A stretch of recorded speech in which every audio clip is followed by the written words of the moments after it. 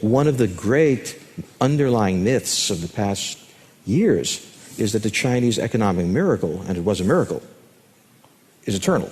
I see China weakening, becoming a less of a force, and the People's Liberation Army is an internal security force. It's not going to attack anyone. This China is not part of China.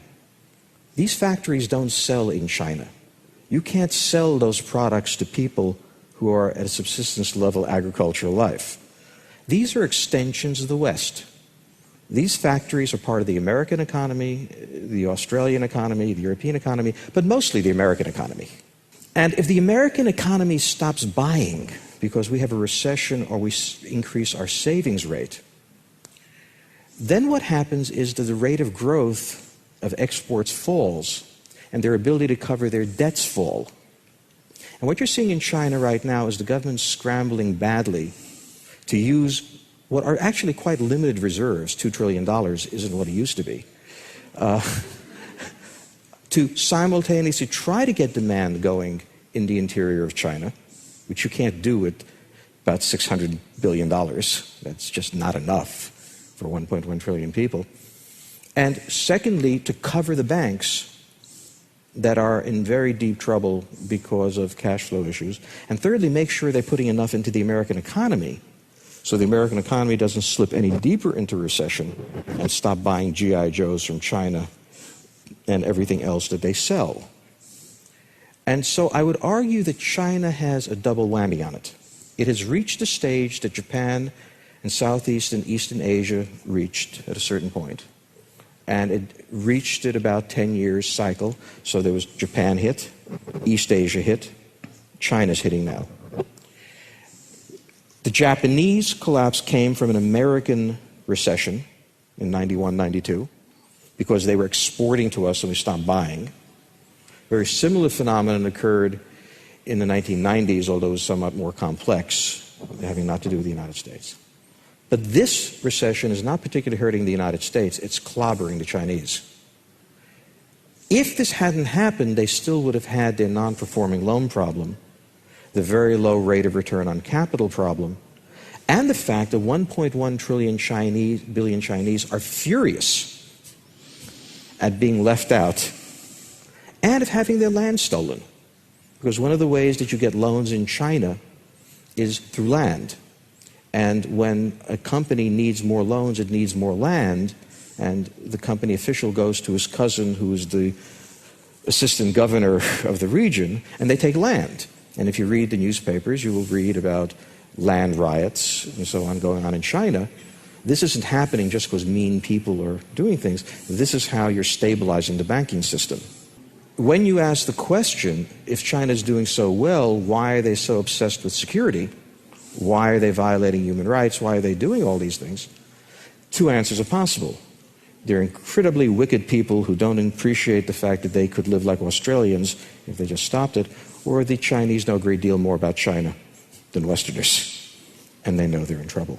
Which is a very long way of saying, but it was a very important question, because one of the great underlying myths of the past years is that the Chinese economic miracle, and it was a miracle, is eternal. And that it can go on ad infinitum and will go on ad infinitum. And what I've tried to lay out is the reasons, the single most important question, of why it's not going on, and it certainly can't go on for another 30 years. China has a population of 1.3 billion people. 1.1 billion of these people live at a standard of living of Nigeria. I went to Pudong and had one of those wonderful dinners that costs your next year's earnings. And I asked, what one of the waitresses was making. And she was making $60, $70 a month. And I went to the place she lived. She was living in a concrete building, unheated. There was cold water, no hot water, and the privies were outside for reasons I don't understand. And she regarded this as a marvelous improvement over what she had before in the farms. So 1.1 billion of this people live in the most extraordinary poverty. The characteristics of Asian economies are fairly similar. They are based on not having a market economy in capital. Capital is distributed for political reasons, for social reasons, for kairetsu reasons, what have you. Japan in 1990 had, in the industrial world, the lowest rate of return on capital in the world, which means they sold a lot of products, they didn't make a lot of money. My Uncle Louis had a dress business. He sold dresses for $9. It cost him $10 to make it, but he figured he'd make it up in volume. In many cases, in Asian economies, you have very narrow profit margins, and the rate of growth does not reflect the health of the economy. In fact, as in the case of Uncle Louis, a very good Christmas killed him.